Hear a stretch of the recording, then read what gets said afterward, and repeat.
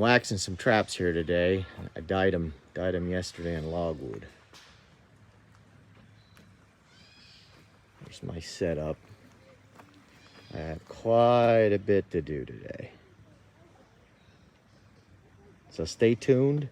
I'm just gonna show you kind of what I do and explain, why I'm doing it the way I'm doing it.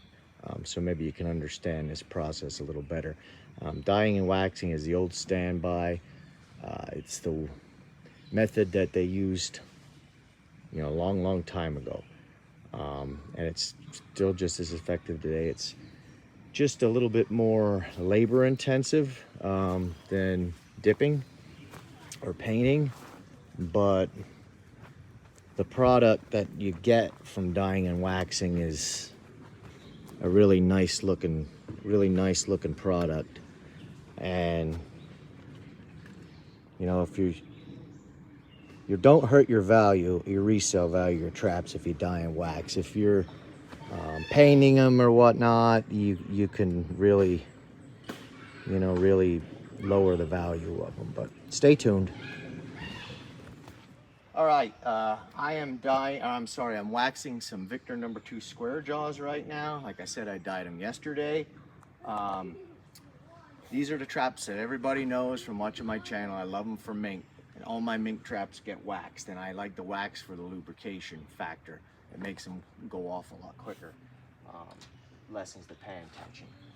But the real secret to waxing traps is get the wax good and hot and let the trap in the wax until it reaches about the same temperature as the wax. You don't want to dip it in and pull it out right away.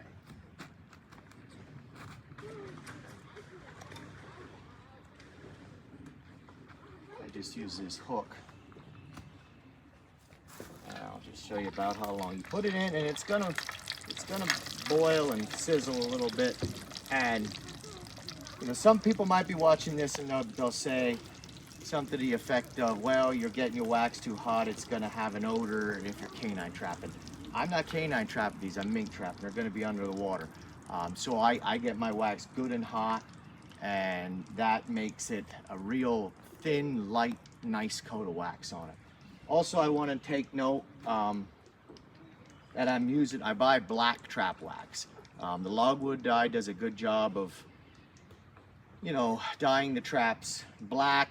The logwood also has tannins in it, and it converts the rust, and it helps to make a patina on that trap to keep it from rusting down the road. So the dye eliminates the rust that's there, neutralizes the rust, and that rust actually forms a patina that protects the trap. And your wax is your final protection.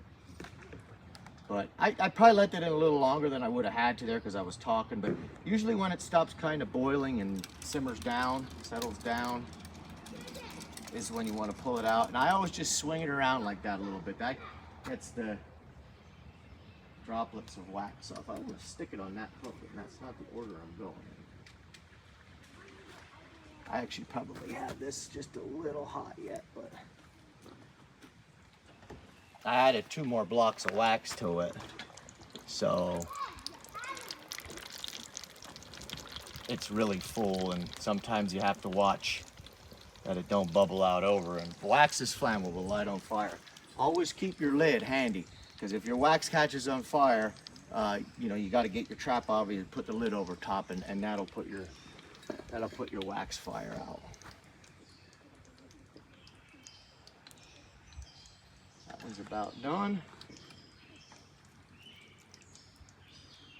Let it kind of drip off over the pot.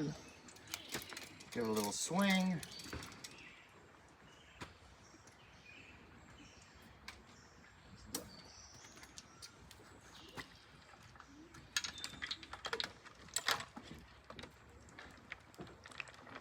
This is the old-time way of doing it. If you really want to be old-timer method, you can use staghorn sumac heads or black walnut hulls, but that can be messy. Buy your wax from a Trap and Supply dealer. I believe this came from Sterling Fur. Like I said, we're making the traps black anyway, and over time your wax is going to get kind of black from your logo getting in it, so I just buy black wax. Don't expect, if you didn't dye your traps that you use black wax, that they'd be black. That doesn't work that way. It just darkens it a little bit.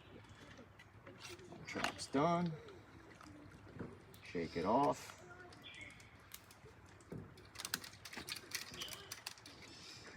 Swing it around a little bit. It's a time-consuming process, but it does make a superior trap coating, you could say. All right.